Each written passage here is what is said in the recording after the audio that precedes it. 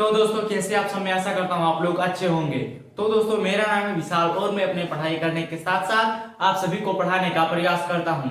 तो दोस्तों फाइनली अब आप लोग क्लास 10 में पहुंच चुके हैं, इसलिए दोस्तों आप लोगों को मेरी तरफ से बहुत सारी ढेर शुभकामनाएं। दोस्तों आप लोग जानते हैं कि टॉपर बनने के लिए अंत समय में नहीं बल्कि शुरू से ही मेहनत करनी पड़ती है। लेकिन यदि आप भी टॉपर बनना चाहते हैं तो आज से ही मेहनत करना शुरू कर दें और आज से ही इस चैनल पर जुड़ जाइए, क्योंकि दोस्तों इस चैनल पर डेली वीडियोस अपलोड होती हैं क्लास 10 से संबंधित। दोस्तों बिना समय गंवाए हम अपने वीडियो को शुरू करते हैं। दोस्तों आज ही हमारा इस सत्र का यानी 2026 से 2027 वाला जो सत्र है, इस सत्र का दोस्तों हमारा पहला वीडियो आज होने वाला है। और पहला वीडियो दोस्तों इस सत्र का होने वाला है मैथ का। अब बात करें मैथ की, तो मैथ में दोस्तों बहुत सारे चैप्टर हैं, जिसमें से दोस्तों हमारा सबसे पहला चैप्टर है वास्तविक संख्याएं, जिससे दोस्तों हमारा लगभग 6 से 7 नंबर का प्रश्न आता है बोर्ड एग्जाम में। दोस्तों आज इस वीडियो में मैं जितने सवाल कराऊंगा उनसे बाहर दोस्तों आपको एक भी सवाल देखने को नहीं मिलेगा। तो फाइनली दोस्तों हम पहुंच चुके हैं अपने सवालों पर। दोस्तों हम बात करें वास्तविक संख्याओं की, जिसमें दोस्तों हमारा पहला सवाल यही बनता है कि किसी भी संख्या का अभाज्य गुणनखंड करिए। ये दोस्तों जो हमारा वास्तविक संख्या है उसमें दोस्तों हमारे चैप्टर में यही पहला सवाल आपको देखने को मिलेगा। अब ये दोस्तों बहुत आसान होने वाला है और 100% दोस्तों इससे हर वर्ष प्रश्न पूछे जाते हैं, तो इस बार भी पूछे जाएंगे। तो चलिए दोस्तों इसे हल करते हैं। तो सबसे पहले हम समझेंगे कि हमारा प्रश्न क्या कह रहा है। तो दोस्तों हमारा जो प्रश्न है वो है निम्नलिखित संख्याओं को अभाज्य गुणनखंड के गुणनफल के रूप में व्यक्त कीजिए। अब दोस्तों अभाज्य गुणनखंड क्या है? दोस्तों किसी भी संख्या को छोटे से छोटे रूप में तोड़ते जाना ही अभाज्य गुणनखंड कहलाता है, जिसे दोस्तों हम एलसीएम भी कहते हैं।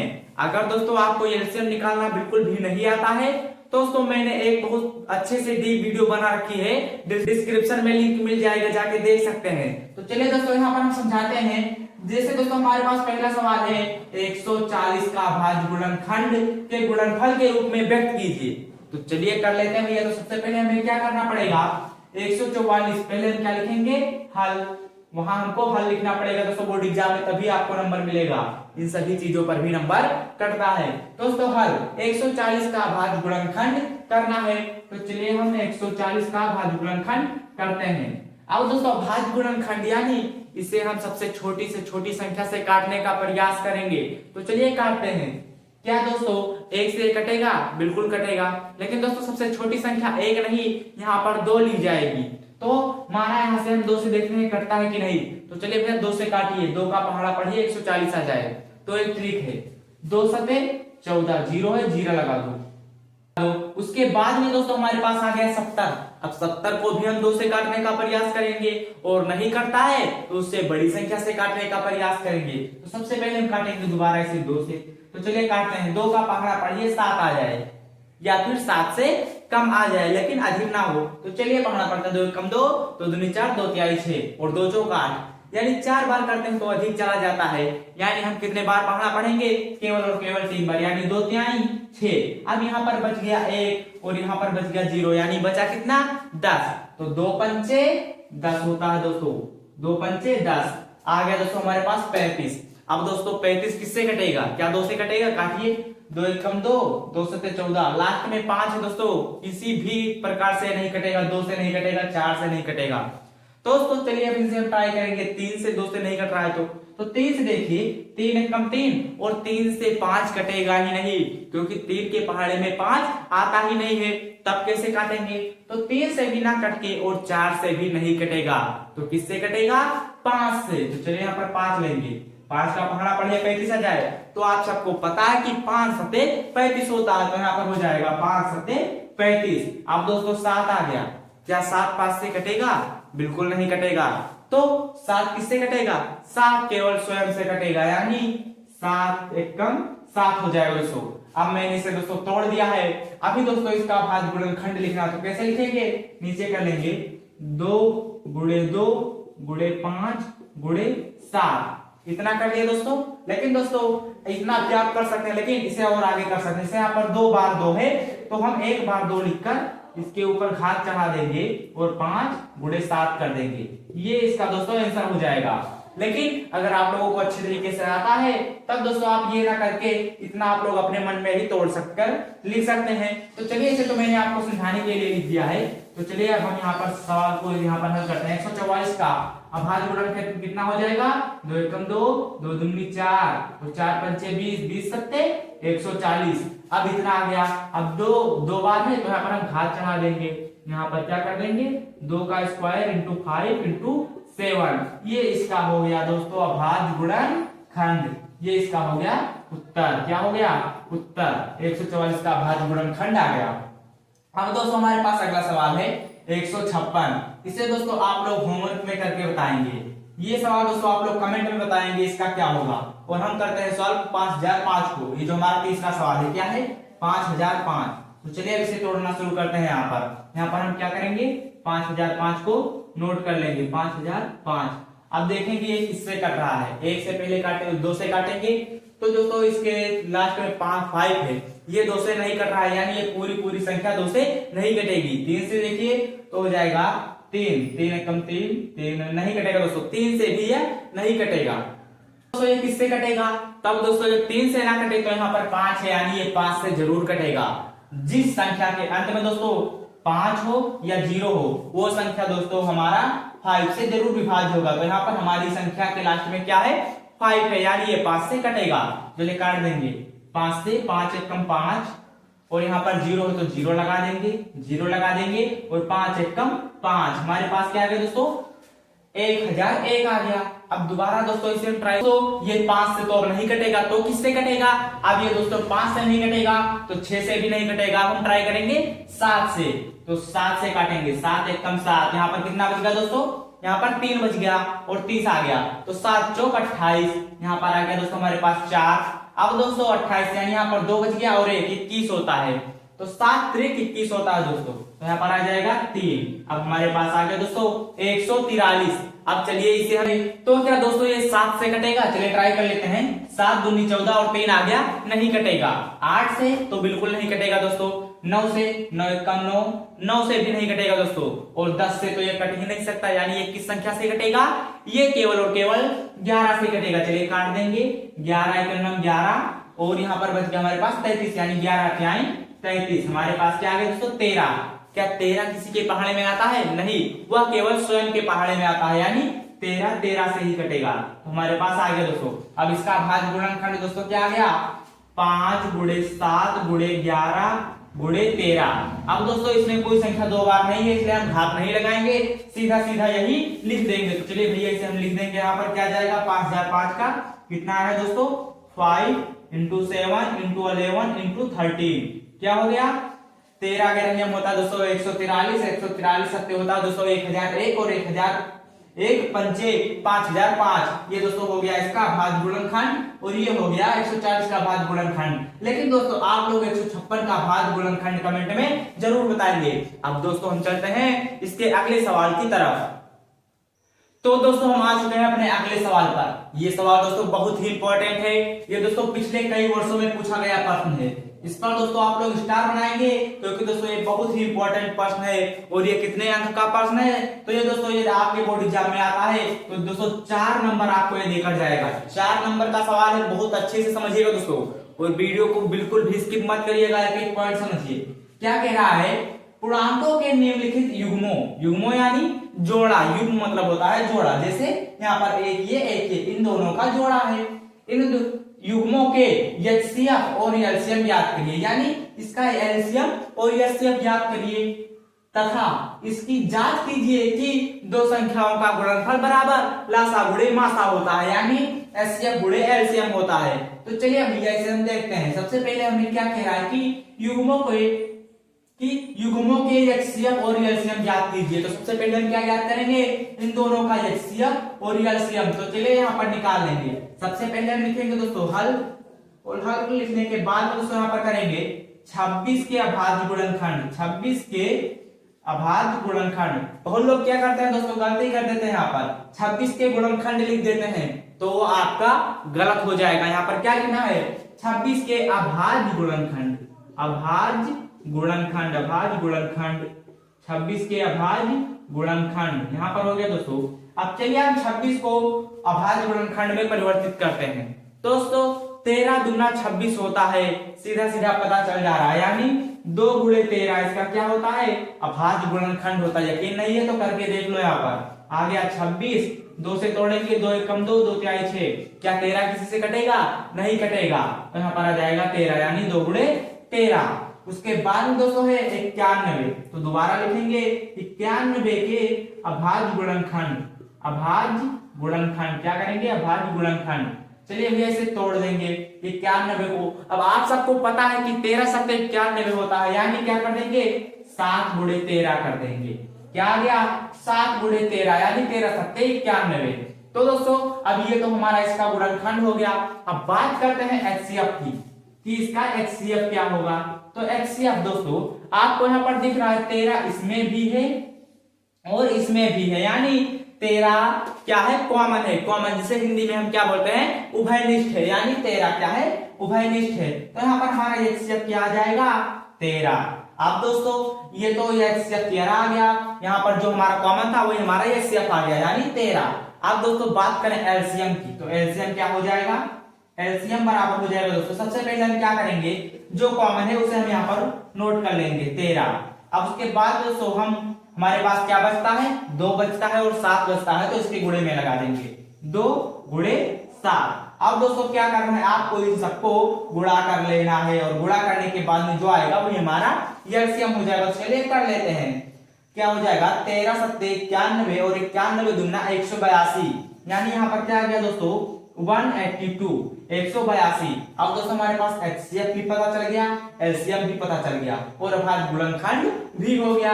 उसके आगे क्या कह रहा है, एलसीएम ज्ञात कीजिए तथा इसकी जांच कीजिए कि दो संख्याओं का गुणनफल बराबर लासा गुणे मासा यानी एचसीएफ गुणे एलसीएम होता है। तो चलिए यहाँ पर हम कर देंगे, थोड़ा जगह का मैं दोस्तों बोर्ड थोड़ा छोटा है इसलिए यहाँ पर कर देंगे थोड़ा, क्या है दो संख्याओं का गुणनफल बराबर लासा गुणे मासा।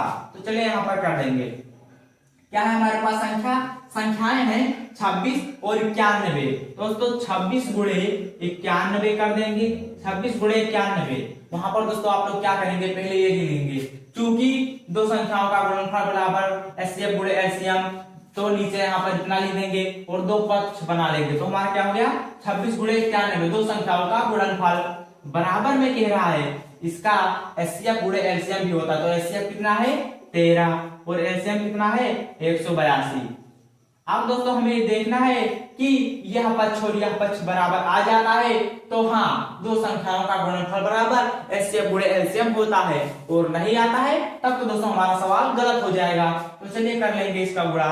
तो दोस्तों इसका गुणा करते हैं, सबसे पहले हम क्या करेंगे 26 और 91 का हम यहाँ पर क्या कर लेंगे गुणा कर देंगे। तो चलिए कर देंगे, यहाँ पर कर लेते हैं, क्या है हमारे पास 91 गुणे 26। तो चलिए इसका गुणा कर देंगे, क्या हो जाएगा ये 26 है, सॉरी 26। तो 6 कम 6, 6 नवाई 54, 546, 2 एकम 2, 2 नवा 18, यहाँ पर आ गया 6, यहाँ पर आ गया 6, 8 5 13 होता है, 3 आ गया, ये आ गया हमारा 2, यानी हमारे पास आया है 2366। इसका गुणा हमारा दोस्तों कितना आ गया 2366।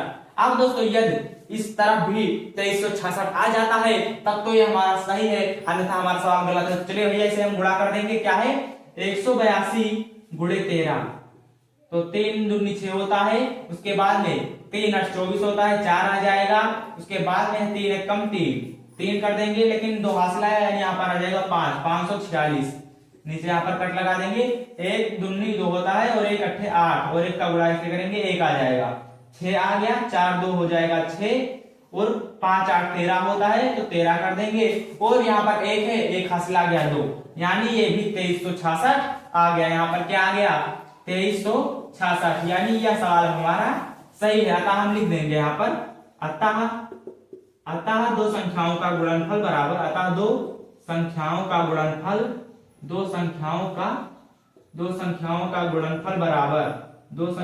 गुणनफल बराबर एचसीएफ गुणे एलसीएम।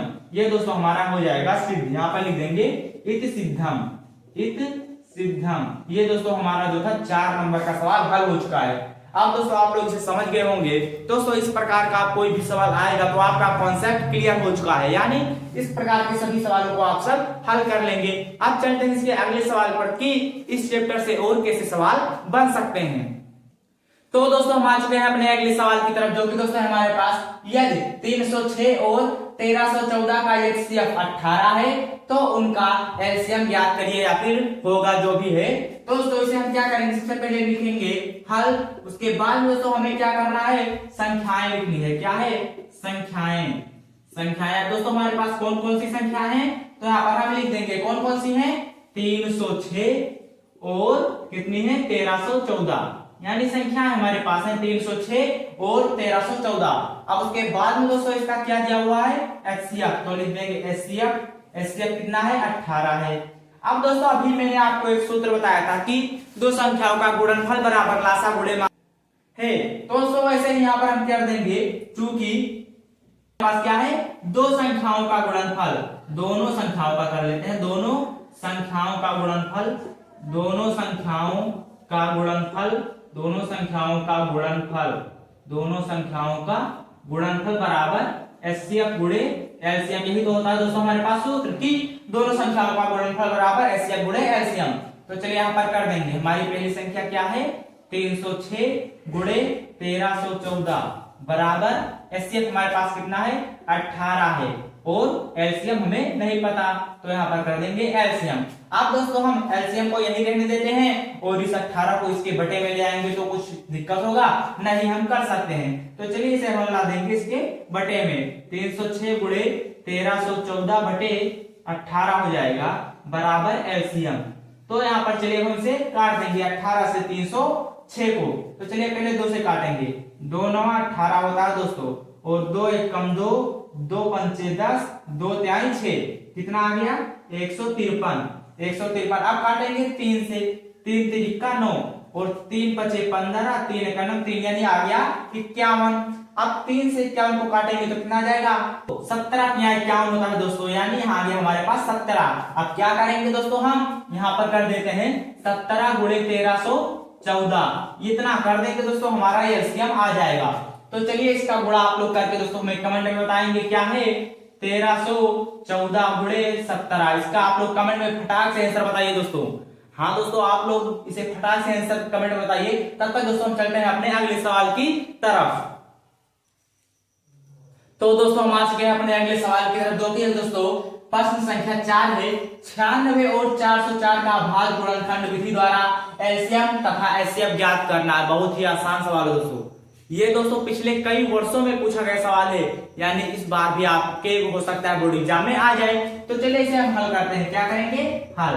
अब दोस्तों सबसे पहले हमारे पास क्या है, 96। अब 96 का अभाज्य गुणनखंड यहाँ पर दोस्तों कर देंगे, 96 के अभाज्य गुणनखंड, 96 के अभाज्य गुणनखंड, अभाज्य गुणनखंड, अभाज्य गुणनखंड। चलिए दोस्तों हम इस जो है 96 को तोड़ेंगे, तो चलिए यहाँ पर हम काट देते हैं दोस्तों 96 को। 96 को सबसे पहले दोस्तों हम काटेंगे 2 से, तो 2 2 चौका 8 और 2 8 16, 48 आ गया। दोबारा काटेंगे, 2 दूनी 4 और 2 चौका 8, दोबारा काटेंगे, 2 1 कम 2, 2 दूनी 4, दोबारा काटेंगे, 2 6 12, उसके बाद में दोबारा काटेंगे, 2 तिहाई 6, उसके बाद में दोबारा काटेंगे, 3 1 9 3, यानी इसका अभाज्य गुणनखंड हो जाएगा दोस्तों 2 गुणे 2 गुणे 2 गुणे 2 गुणे 2 गुणे 3, ये दोस्तों हो गया इसका अभाज्य गुणनखंड, यानी 2 दूनी 4 दूनी 8 दूनी 16 दूना 32, 32 तिहाई 96, हमारे पास क्या आ गया यहाँ पर 96 के अभाज्य गुणनखंड आ गए। उसके बाद में हमारे पास बचता है 404, तो इसे भी कर लेंगे, 404 के अभाज्य गुणनखंड। तो चलिए 404 को हम दोस्तों काटते हैं उसी प्रकार से, आज 404 तो हम तोड़ेंगे 404 को। तो चलिए इसे हम काटेंगे सबसे पहले 2 से, 2 दूनी 4, 0 लगा देंगे, 2 दूनी 4 यानी 202, उसके बाद में पुनः 2 से काटेंगे, 2 1 कम 2, 0 आ गया, 2 1 कम 2, आ गया हमारे पास 101। अब क्या दोस्तों 101 किसी से कटेगा, नहीं कटेगा, या दोस्तों केवल 1 और स्वयं से कटेगा, यानी 101 से ही कटेगा, 1 आ जाएगा। इसके गुणनखंड हो गए 2 गुणे 2 गुणे 101, 2 गुणे 2 गुणे 101। अब दोस्तों इसमें से अगर आपको एचसीएफ निकालना है तो कैसे निकालेंगे, इसमें आप लोग क्या ढूंढेंगे, कॉमन यानी उभयनिष्ठ ढूंढेंगे। तो हमारे पास 2 इसके पास भी है, 2 इसके पास भी है, 2 इसके पास भी है, 2 इसके पास भी है, यानी इस 2 से इस 2 को उभयनिष्ठ बनाएंगे और इसका जोड़ा बना देंगे, यानी 2 गुणे 2। इसका दोस्तों आगे हमारे पास क्या आ जाएगा, HCF 2 गुणे 2 क्या आ जाएगा हमारे पास 4। HCF आ गया दोस्तों हमारे पास 4। अब दोस्तों बात करें एलसीएम की, तो दोस्तों एलसीएम में हम क्या करेंगे, सबसे पहले इसको उतारेंगे, उसके बाद में ये वाला जोड़ा उतारेंगे। अब उसके बाद दोस्तों ये जो जोड़ा वाला है ये तो इसी प्रकार से उतारा जाएगा, 2-2 का जोड़ा बनाकर। अब दोस्तों हमारे पास क्या बचा, 1-2 ये बच गया, उसके बाद में 1-2 और है, उसके बाद में 1-2 और है। अब दोस्तों बचा हमारे पास 3 और यहाँ पर कितना है 101।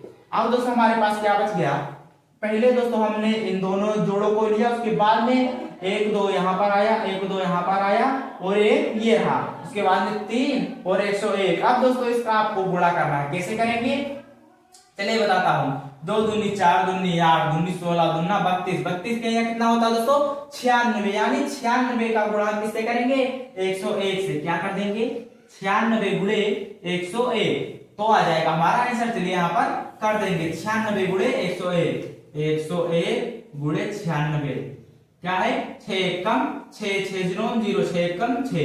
उसके बाद में 9 1 9 9 1 9 9 9 0 0 9 1 9 9 6 आ गया, 9 आ गया, 6 आ गया, 9 आ गया। हमारे पास दोस्तों कितना आ गया, तो दोस्तों हमारे पास आ गया 96 96, यानी हमारे पास इसका एलसीएम कितना आ गया 96 96 कितना आ गया 9696। ये जो हमारा एलसीएम आ गया और एचसीएफ 4 आ गया। अब दोस्तों ये सवाल हमारा हल होता है, क्या पूछ रहा था 96 और 404 का भाग गुणनखंड विधि द्वारा एचसीएफ और एलसीएम ज्ञात करना था। तो ये रहा हमारा एचसीएफ, ये रहा हमारा एलसीएम और ये रहा इसके भाग गुणनखंड। अब दोस्तों ये सवाल हमारा हल होता है, अगर समझ में आ गया है तो कमेंट करिएगा और वीडियो को लाइक जरूर कर दीजिए और चैनल पर नए हो तो सब्सक्राइब जरूर से जरूर करना। और हम चलते हैं अपने अगले और लास्ट सवाल की तरफ। तो दोस्तों हम आ चुके हैं अपने अगले और लास्ट सवाल की तरफ, जो कि दोस्तों हमारे पास व्याख्या कीजिए 7 गुणे 11 गुणे 13 प्लस 13 भाज्य संख्या क्यों है। तो चलिए दोस्तों हम पहले इसे यहाँ पर नोट कर लेंगे। क्या है हल, क्या है हमारे पास 7 गुणे 11 गुणे 13 प्लस 13। दोस्तों आपको यहाँ पर दो पक्ष दिख रहा होगा, एक ये एक ये।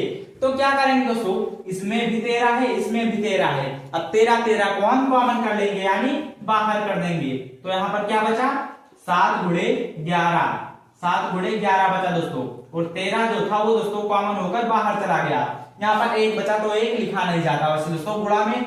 और दोस्तों यहाँ पर प्लस, यहाँ पर दोस्तों आप लोग सोचेंगे 13 बाहर चला गया 0 बच गया, आपका सवाल यहीं से गलत हो जाएगा। यहाँ पर दोस्तों क्या बचेगा 1 बचेगा, यहाँ पर आ जाएगा 1। अब दोस्तों यहाँ पर 13 और अंदर बचा 7 गुणे 11, तो 11 सते 77 होता है, 77 प्लस 1।